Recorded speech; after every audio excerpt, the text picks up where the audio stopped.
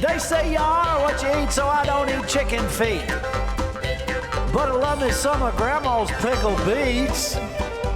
Well, cut it up, put it in the pan, throw it over your shoulder and see where it lands right here in Farmer's Kitchen.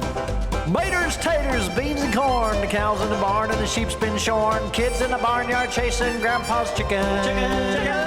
Spices, slices, cuts and dices, gonna slash your grocery prices right here in Farmer's Kitchen. Help you grow your garden good with recipes to suit your mood. Try some grub you've never tried before. Smash it with a wooden mallet, gonna educate your palate. Right here in Farmer's Kitchen, in Tim Farmer's Country Kitchen.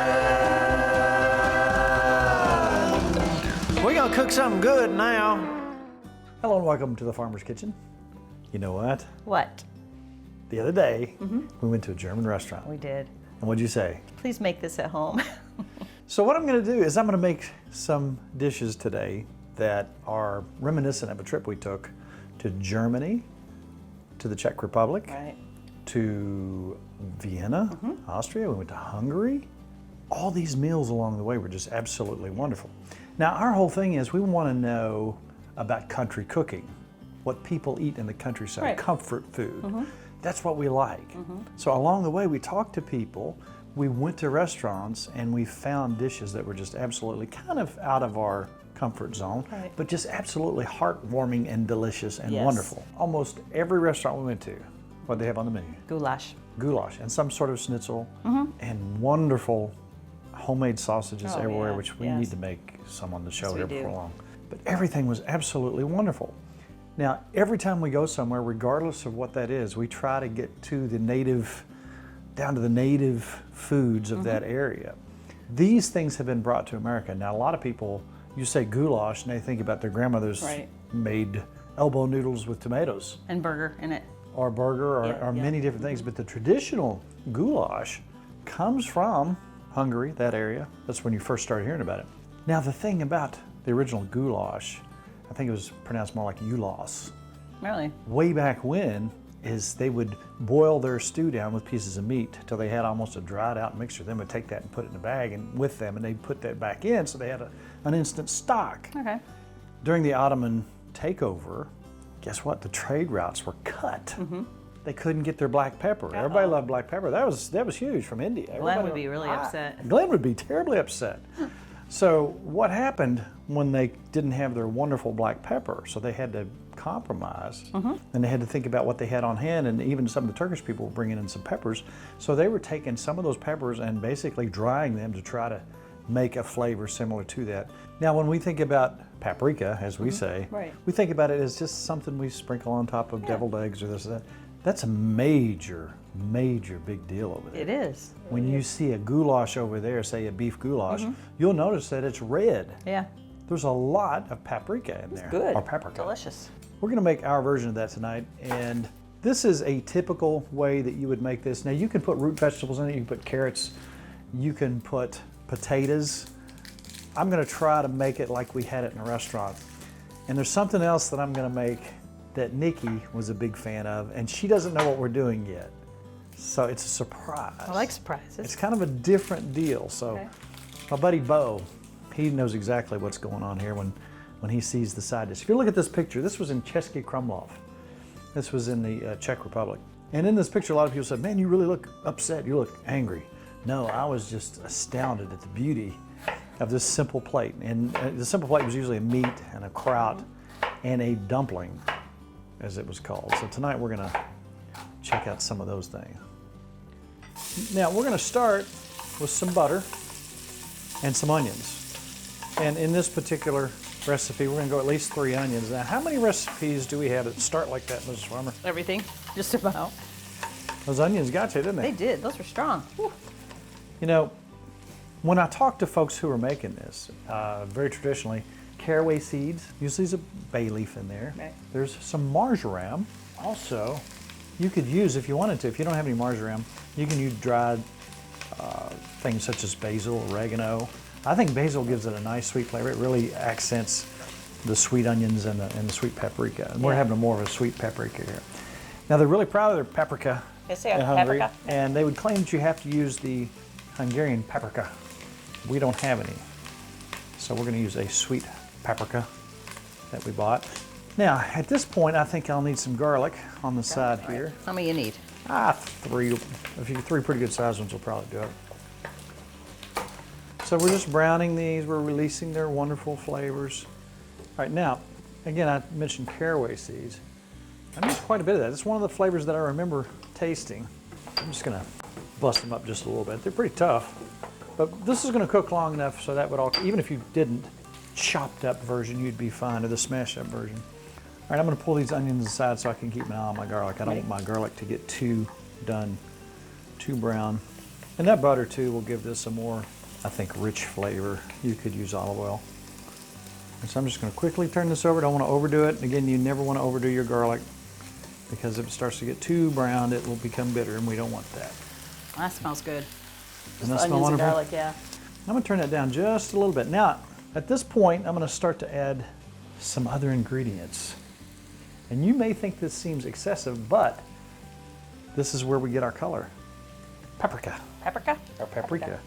This is 3.5 teaspoons. That's a lot. Yes, we're gonna get that beautiful, wonderful red color from that. And most people wouldn't think about using that much paprika in anything. And we're gonna take our caraway seeds, we're gonna put them right in the middle. We wanna just kind of toast them a little bit in that butter. Now at this point, we're gonna add some tomato paste. And that's a heaping teaspoon and a half, I would say. Now, some people use stock, some people don't. Some people use just water. I'm gonna put just a little chicken stock in here, kind of deglaze just a little bit. So now, if you'll look what we have. That looks good. That's We your base. have our base there that's very red, very paprikish. From the paprika. Some people brown their meat, some people don't. I'm gonna look here. Now look what I had earlier. Here's a picture of a ribeye we had set. Here's what happened. Ribeyes were on sale, non-cut, whole standing rib roasts. Delish. They were on sale for 6 something a pound. Yeah, unbelievable. So you think about a nice ribeye this thick. Yeah. It's already been cut up, but that's a $7 steak that you would pay $30 in a good restaurant, if not more. So when those go on sale, we had so many ribeye steaks that I had to do something else with it. Good idea. I mean, we ate them and ate them Yeah. and ate them with Tella cherry pepper and oh. So I'm gonna take my meat, and I've got some fat in here. So I'm gonna assume that in here I'm putting I'm assuming that was a 2-pound steak. Oh yeah, that's So huge. That was almost 2 pounds. So let's see where we're at here. And we want enough water / stock, whatever you decide to put in yours, to cover this and cover it well. I'm gonna put a little more stock and then put some water as well. So I'm gonna get this up to a boil. I'm gonna get that fat rendering down in there. Oh, and I'm also gonna put a bay leaf in there because I remember bay leaf floating around in there. I do remember that too. Now we're gonna keep reducing this down, and if you get to the point where you think you need more liquid, you can put more in there. We've probably got, what, 6 cups in there? Oh yeah. Easy. And you could go 7 or 8. I always like to reduce it down and get it thicker.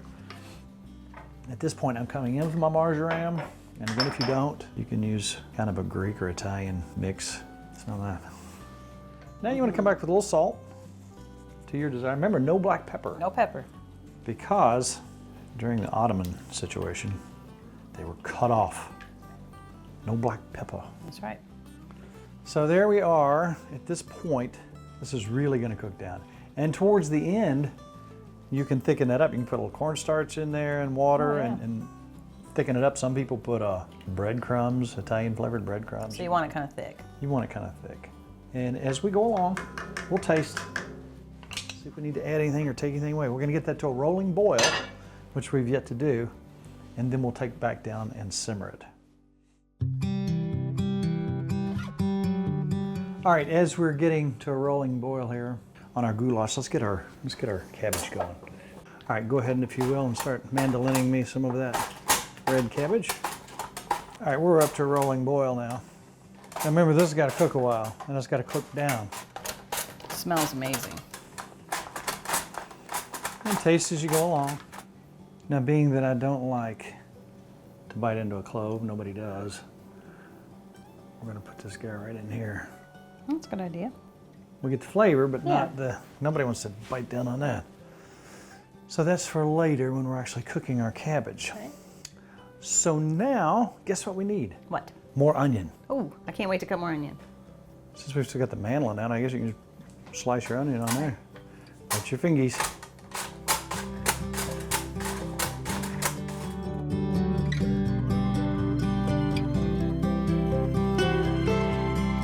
So we're going to start this one a little bit different.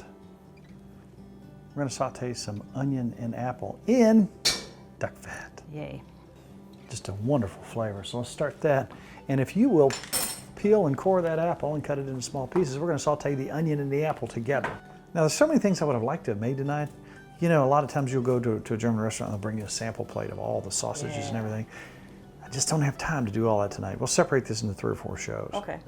You know, if you want to go for some good German food close to Kentucky, go to Cincinnati. There's some great, great German restaurants there. And there was a huge influx of Germans that came in here in the 1850s. And they brought their food with them, and it was just absolutely wonderful. So let's drop our apples and the onions in together. Get them sauteing up. Now you could use 2 apples if you chose to do so. No one would give you any grief. Now, one thing that most people use in here, when you have that much acid with like tomato paste, you can put a little bit of sugar in here. Good idea. So I'm gonna put just a little bit of sugar in here. That'll take a little bit of that out. And I'm gonna taste this here in a while, see what we need. But meanwhile, we got our apples, our small onion, and an apple. We're sauteing this up. Now what's gonna happen in a minute when we put that purple cabbage in here, that's gonna turn everything purple. Yeah, I like purple. So you won't really see the apples and the onions. It becomes part of the All same together. batch. And when we put the red wine and the currant jelly, where have we seen this before? Yeah. And we got our clove Hidden in there. stuck in the piece of cabbage, so we don't bite down on that. Now some people would go with a lighter jelly, a lighter colored jelly, an apple or a berry, but I really like the currant in here. I It do works too. just fine for this recipe. And that's the sweet that comes in along with the apples. And if you want to put some sugar on top of that, you can. A lot of people do. All right, we're about ready on this, so if you would like to dump me some red cabbage in here. A little bit at a time for you? I'll tell you, let me deglaze just a little bit. Okay. Just a little bit of red wine in there. All right, now I'll probably put just a little, I'm gonna turn this cabbage in that duck fat. So go ahead and That'd be good. pop me some in here. It's already starting to smell right. Yes, it is. It's pretty. I like it. It I is like the purple. beautiful, isn't it? And this is, if you want to time everything out, being that we only have a half hour to show you what's going on here, this is the least of your time right here. This takes about a half hour. Once everything's in and cooked up, and you kind of saute everything and cook it down just a bit. See that cabbage is cooking down? It's bleeding out that purple color into everything. Your onions and your apples are going in. Onions and apples are going in, they're turning purple. Just like me when I hold my breath too long. That's right. And that was a small head It was a small. of purple cabbage. So earlier today, while Nicki was shopping, I was boiling potatoes.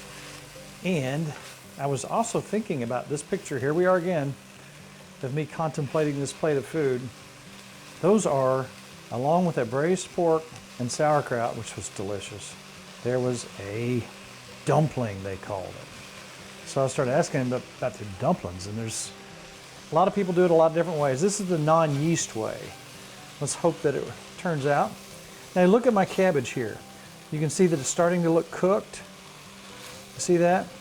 Now we're calling this purple cabbage, but it's red cabbage. And most of the German dishes that you find are called red cabbage.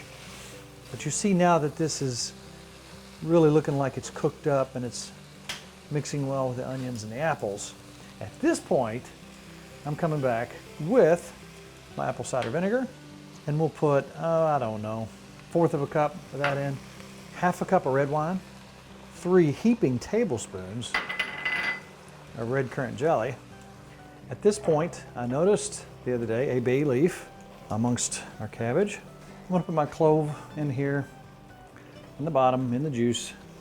It's smelling really good. And then I'm gonna turn this down and let it simmer for a while. If you let this go for about, I don't know, the whole deal, about 45 minutes, even less, if you get everything cooked up well, if you saute it well, even less. All right, so I'm kind of winging this here. I love potatoes. What are we making? I know you do. Take your 2 eggs and Okay. beat them up, if you will. Now, if you like this, and if this works out like I hope it will, I'll bet you this is something you'll be wanting to make. One of my favorite things.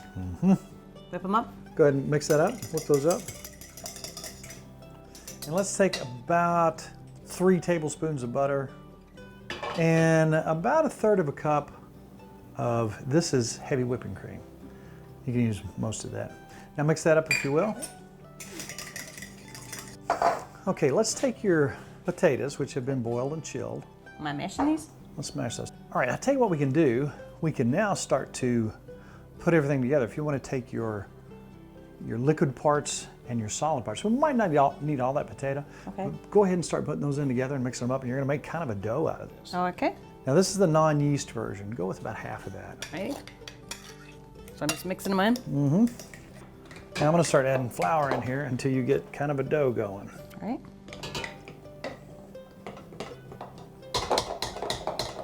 So I'm just gonna add a little bit of flour at a time and keep on mixing It's gonna it up. get messy, Yeah. but it's worth it. See, I picked the poor's job. I'm always the mixer of the gross stuff.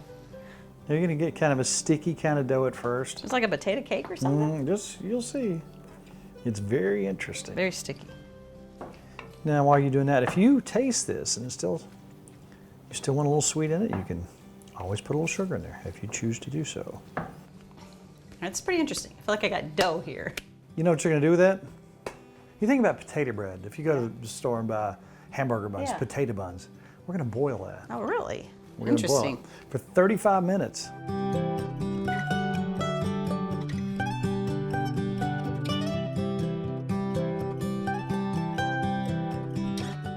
Now let's cut that down to like a 2/3, and then we're just gonna do one big one here. We'll save that one for later. What we wanna do is get some water boiling over here to a rolling boil. And I'm gonna come over here, I'm gonna shape this. It's gonna grow a little bit too. And we're just gonna boil this. Just gonna boil. Really? That's interesting. Interesting stuff. Now this is what they called a dumpling. That's a big They would dumpling. have it sliced on your plate. When I saw it and I looked at it and I tasted it and saw the consistency of it. And I'd heard about it, but I hadn't eaten them up to this point. Now I was tasting my cabbage. It's almost there, but it needs more cloves. So I'm gonna put another clove in here. And this little block of cabbage, so it can't escape. You know what, let's put one more in there because we're not gonna cook it that much longer. So, I didn't taste my cloves like I wanted to, so I'm gonna spice it up just a little bit more because we got a ways to go here. We're getting close, but I want more of a clove taste in here. So we got a lot going on, We do. but sometimes it's worth it. You know, as we get older and we travel, the travel becomes almost as much about the food as it does the travel itself. It does. Isn't it nice to immerse yourself in the culture? We went to Hawaii. We tried to find some folks who really were cooking wild boar the old-fashioned way and cooking pigs in the ground. It was just fantastic. That was fun. Everywhere we go, we find some interesting people. That's about ready to go, Miss Farmer. All right, so I'm just putting this in the water. Just You're very gonna do it? carefully. Yeah, so if something right. goes bad, it'll be my It's all fault. you. I'm just gonna very gently. Oh, wow. That's gonna go on the bottom. Okay. I'm just gonna try to stick a little bit first. So we gotta kind of gently move it around. Interesting. It's going. Now let's get a lid to that. Ready? I'll turn it down just a little bit, but we're gonna go 35 minutes.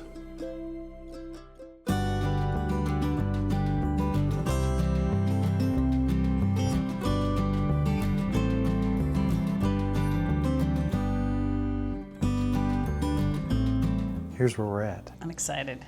Look at our dumpling. It is so nice. Look at our cabbage, how beautiful it is. That's so pretty. Now, I gave Nicki the choice. I usually eat mine without, but she likes something underneath, so we made some spatzel, Thank you. which is a traditional egg noodle from Germany.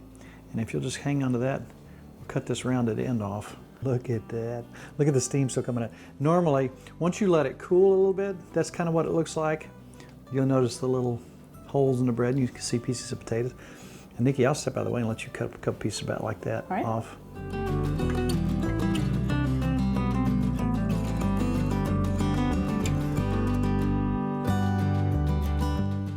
I'm very excited. Does this look like taking a trip right here in our own kitchen? That looks so good. We have beautiful, wonderful red cabbage with the Yum. sweet and the sour. We have traditional Hungarian goulash over spatzel. You wanted spatzel, which is do. a traditional German noodle, egg noodle, and dumplings. Oh, those are so good. Can't wait. So go ahead, you try. I'm gonna do the cabbage first. Is that like the other day? Let me try. Let me try. Oh wow, that is so good. You know the cloves. I had to put a couple more cloves in there. Stick it in my little cabbage. That's hard to describe how that tastes. That's so good. Can I steal some of the next? I'm ready. Melt in your mouth. Your meat is so tender. Oh, let me get one piece of that real quick. Really good. I like your sauce. Gotta get little noodles. Well, we got the carbs going here today. Yes, we do. Carbs are good for you. What do you think? Oh, Isn't that good? Wow, you did good. that's beyond. That's something you just don't normally do, is put that much paprika in anything. That's good. But what does it do? It opens up all your taste buds and says, wow. That's so good. Can I try this bread Yes, you again? can. Oh, this is so good. And there is your dumpling. Oh, And if you look at it, it's real dense, real thick. And it's got that's potatoes. so good. I don't know how to describe that. I love potatoes and bread. It's like the best mixture of them both together. Dumpling. I think you're supposed to eat with a fork. But Are you? Potatoes isn't and that bread. perfect with that? Mm-hmm. Now that was a little in depth, but nothing there was terribly complicated. Most of the ingredients you can find fairly easily. This is beautiful. Oh, it's This delish. is wonderful. The goulash. Next time you hear goulash, remember the history. It goes way back, way, way back. The paprika was a replacement, or paprika, for black pepper, Oh, so good. which during the war was cut off with India. Yeah. And this is just Delish. beautiful and sweet and wonderful. Oh, wow. And before it gets cold, we're gonna have to turn the lights and cameras off and eat. That's right. But before we go, we do want to say one thing. We have a Facebook page. Yes, we do. We have lots of folks on there, but you're not. So what do you need to do? Is it complicated? It's very complicated. What do you have to do? You hit like. Wow, that's troubling. That is troubling. I don't think I could do it, but I would try. One more thing. If you like these recipes and you think, I wonder if they have any more. We do. We have 10 quadrillion. We do. That's a lot. And where would you find them, Ms. Farmer? I go to timfarmerscountrykitchen.com. That being said, it's time for us to plow into this Yes, it is. beautiful meal here. That being said, it's all about Good times good friends. and super good eats. We'll see you next week on Tim Farmer's Country Kitchen. This is so good. Dig in, Ms. Farmer.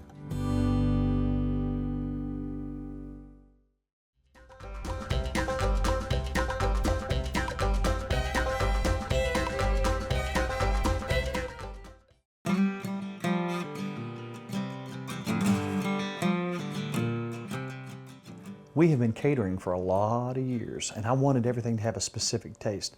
Therefore, I had to come up with my own products. Right. A dry rub, chow chow, and our barbecue sauce are something that we use in all our catering gigs. I developed this barbecue sauce that is not the really thick, syrupy stuff that you get. This has more of a natural, it's got some pepper and onion flavor in it. You can actually see the particulates in there. You know, a lot of people are asking what we use our dry rub on. Now, obviously, pork and chicken are two of the more common things. Also, we've been using on our corn on the cob with butter. That is. I'm telling you, this That's stuff wonderful. with potatoes is fantastic. So 40 years in the making, Tim Farmer's Country Kitchen Dry Rub.